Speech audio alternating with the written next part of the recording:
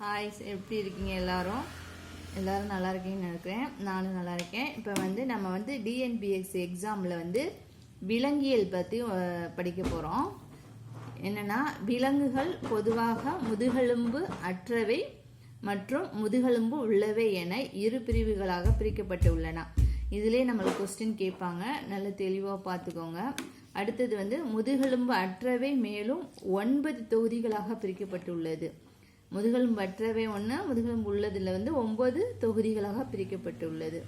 முதுகெலும்பு உள்ளவையின் கீழ் உள்ள முதுகெலும்பு உயிரி என்னும் தொகுதி மேலும் 5 வகுப்புகளாக பிரிக்கப்பட்டுள்ளது. அதை நம்ம அடுத்தடுத்து பார்க்க போறோம். அதுல முதுகெலும்பு அற்றவை, அதுக்கு பேர் இன்வெர்டிரோ ரேட்டா. இது நம்மளுக்கு கொஸ்டின்லேயே கேட்பாங்க, நல்லா கேட்டுக்கோங்க. இன்வெர்டிடோ ரேட்டா தொகுதி புரோட்டோசோவா. இவை திசு நிலையற்ற ஒரு செல் உயிரிகள். இவற்றின் சுவாசம் பரவல் முறையிலும் கழிவு நீக்கம், சுருக்கம், நுண்குமிழ்கள் மூலமும் இனப்பெருக்கம், இணைவு முறை அல்லது பிளவு முறையிலும் நடைபெறுகின்றது. இது அப்போ உள்ள புக்கு, 10 வருஷத்துக்குள்ளது தான் நம்மளுக்கு. அது பிஞ்சிருச்சு, அதை நீட்டாக வச்சுக்கிறேன். யூக்ளினா, வார்டிசெல்லா, எண்டாமிபா, ஹிஸ்டாலிக்டிகா, இதெல்லாம் அந்த படத்திலே இருக்கு பாருங்க, நல்லா பாருங்க, ஜூம் பண்ணி பாருங்க. அமீபா, பாராம்சியம், நம்ம இப்போ படித்தது எல்லாமே இது இருக்கு. பாராமிஷியம்னா எது தெரியுமா? இந்த இதுதான் பாராமிசியம். ஏற்கனவே படிச்சிருக்கோம்ல. எடுத்துக்காட்டு, பிளவு முறையில் நடைபெறுகிறது. என்னென்ன எடுத்துக்காட்டுக்குன்னா பாராமிசியம். இது அடுத்து அமீபா அந்த இருக்கா. பிளாஸ்மோடியா இந்த இருக்குது. இது ஹிஸ்டாலிக்டிகா. ஓகேயா, இது மாதிரி பிக்சரும் கொடுத்து இது பண்ணுவாங்க.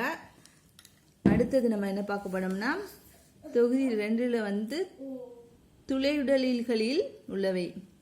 இவை கடற்பஞ்சுகள் எனவும் அழைக்கப்படுகின்றன. பல செல் உயிரிகள் இருப்பினும் திசு நிலை காணப்படுவதில்லை. இவ்வுயிரியில் இழப்பு மீட்டல் நன்மை காணப்படுகிறது. எடுத்துக்காட்டாக இதுலேயும் நம்மளுக்கு பிக்சர் இருக்கு பாருங்க.